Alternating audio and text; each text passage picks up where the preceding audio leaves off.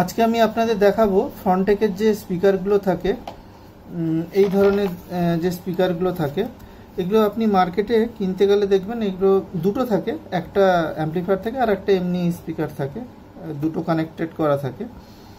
এইগুলো কিনতে যাবেন আপনার কাছ থেকে 700-750 টাকা দাম নিয়ে নেয় এরকম। এই যে মাল্টিমিডিয়া স্পিকার, এটা কম্পিউটারে চলে।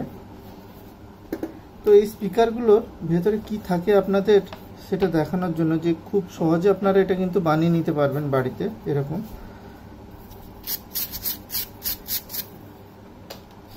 এই সার্কিট বোর্ডটা দেখুন, TDA 2822 যে আইসিগুলো থাকে, অডিও আইসি, এই অডিও আইসিগুলো দিয়ে কিন্তু বানানো থাকে। এটার আপনি এদিক একটা লেফট চ্যানেলে 2 ওয়াট আর রাইট চ্যানেলে 2 ওয়াট করে পাবেন।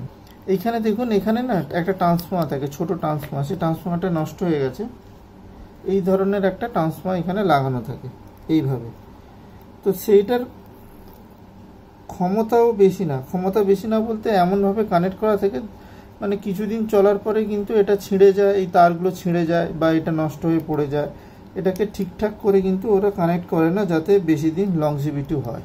6 ভোল্টে কিন্তু টোটালটা অপারেট হয়। এখানে ট্রান্সফর্মারটা ছিল, সেটা 6 ভোল্টের ট্রান্সফর্মার। এইখান থেকে ট্রান্সফর্মার হয়ে এইখানে রেকটিফায়ার 4টে ডায়োড আছে, এই ডায়োড দিয়ে হয়ে এইখানে ভোল্টেজ ফিল্টার আইসি ক্যাপাসিটার আছে। এটা 470 এমএমটি 16 ভোল্ট আছে। আপনারা এটা 1000 এমএমটি 16 ভোল্ট কানেক্ট করবেন যদি আপনারা ইউজ করেন, তাতে ভালো পারফরমেন্স পাবেন। ওই জন্য দেখুন কোম্পানি কি করেছে, এখানে একটা প্যারালালি আর একটা ক্যাপাসিটার সেম ভ্যালুর একটা কানেক্ট করে দিয়েছে, 470 এমএমটি 16 ভোল্ট। অডিও ইনপুটের জন্য আমি 3টে তার কানেক্ট করে নিয়েছি, মাঝখানে একটা গ্রাউন্ড আর লেফট আর রাইট চ্যানেল, দুটো চ্যানেলেরই এটা কানেকশন। এখানে আমি ইনপুট ভোল্টেজ 6 ভোল্ট দিয়ে দিয়েছি এখানে, আর এখানে মোবাইলের সাথেও কানেক্ট করে দিয়েছি।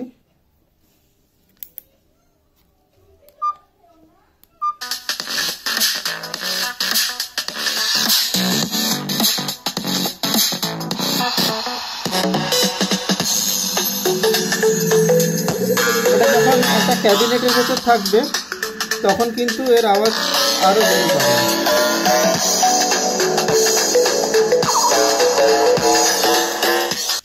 ভলিউম কম বেশি, এই ভলিউম কন্ট্রোলটা একটু খারাপ আছে, শেষের দিকে জোরে হচ্ছে না।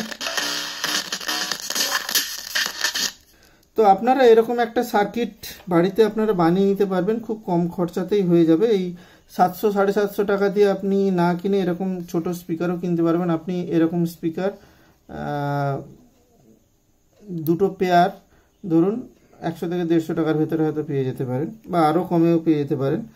তো 4-6 যে কেসিং বোর্ডগুলো হয় স্কোয়ার টাইপের, তাতে আপনি এটা সেট করে দিলেন, আর একটাতে স্পিকার থাকলো আর এরকম একটা অ্যাম্পলিফায়ার দিয়ে দিলেন, ব্যাস ওতে হয়ে গেল আপনার কাজ শেষ। এখানে যা সার্কিট আছে সেই সার্কিট ডায়াগ্রাম আমি আপনাকে দিচ্ছি। এখানে যে সার্কিটটা বানানো আছে এটা খুব ভালো সার্কিট। এখানে একটা আইসি নিয়ে নিয়েছি। তো এখানে 1 নম্বর পিন থেকে আমরা কাজ শুরু করব। এই 1 নম্বর পিন হচ্ছে আউটপুট পিন। আউটপুট পিনে আমরা এখানে একটা ক্যাপাসিটার ফার্স্ট কানেক্ট করব, দিয়ে এখান থেকে আউটপুট নেব, ঠিক আছে। আর এই ক্যাপাসিটারের ঠিক পরে একটা পিএফ কানেক্ট করব। পিএফটা কানেক্ট করে গ্রাউন্ড করে দেবো। এটা 104 পিএফ, 104 জে। এটা হচ্ছে অডিও আউট, লেফট চ্যানেল ধরে নিলাম। আর এখানে এই ক্যাপাসিটারের ভ্যালু হচ্ছে 220 ইউএফ 16 ভোল্ট, ঠিক আছে। আর 2 নম্বর পিন, এই সেকেন্ড 2 নম্বর পিনটা যে আছে, এই 2 নম্বর পিন হচ্ছে 6 ভোল্ট টু 8 ভোল্ট ইনপুট, ঠিক আছে। এখানে হচ্ছে ইনপুট। 3 নম্বর পিনেও আমরা আউটপুট নেব। 3 নম্বর পিনেও একটা ক্যাপাসিটার কানেক্ট করব, দিয়ে এখানে আউট নিয়ে নেব, আউট, এটা রাইট চ্যানেল ধরে নিলাম। আর এখান থেকে একটা পিএফ কানেক্ট করব, দিয়ে গ্রাউন্ড করে দেবো 104। এটা যা ভ্যালু আছে এটারও কিন্তু সেম ভ্যালু। 4 নম্বর পিনটা গ্রাউন্ড থাকবে, ঠিক আছে। এটা হচ্ছে আউটপুটের পার্টটা আমার হয়ে গেল। আচ্ছা, এখানে আমরা ইনপুট এই দুটো 7 আর 6 নম্বর পিন দিয়ে ইনপুট দেব, আর 5 নম্বর আর 8 নম্বর পিন আমরা গ্রাউন্ড করে দেব। গ্রাউন্ড কীভাবে করব, একটা ক্যাপাসিটার দিয়ে দেবো। আচ্ছা, ক্যাপাসিটারের এদিকটা হবে মাইনাস, এদিকটা প্লাস, এটা হচ্ছে প্লাস, এটা হচ্ছে মাইনাস, ঠিক আছে। এটা হচ্ছে দিয়ে গ্রাউন্ড করে দেব।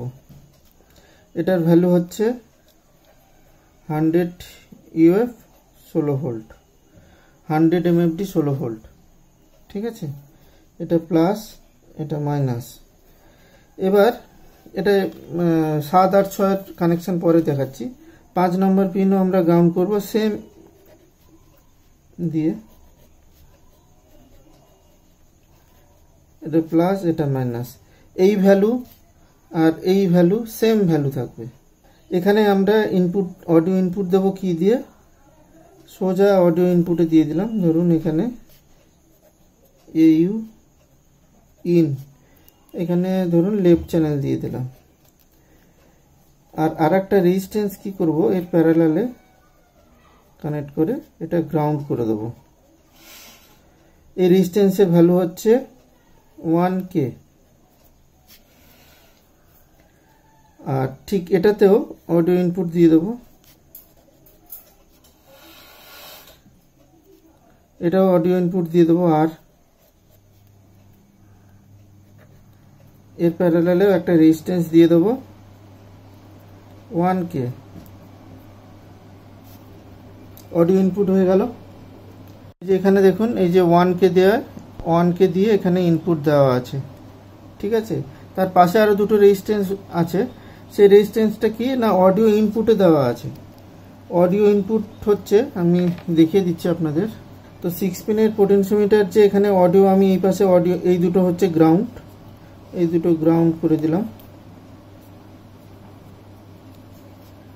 অডিও ইনপুট মোবাইল থেকে যেটা আসছে সেটা আমি এখানে এই দুটো পিনে দেবো ইনপুট। তো এই দুটো পিনে যে ইনপুট দেব, মোবাইল হোক ব্লুটুথ হোক, এটা হচ্ছে 15K, 15K।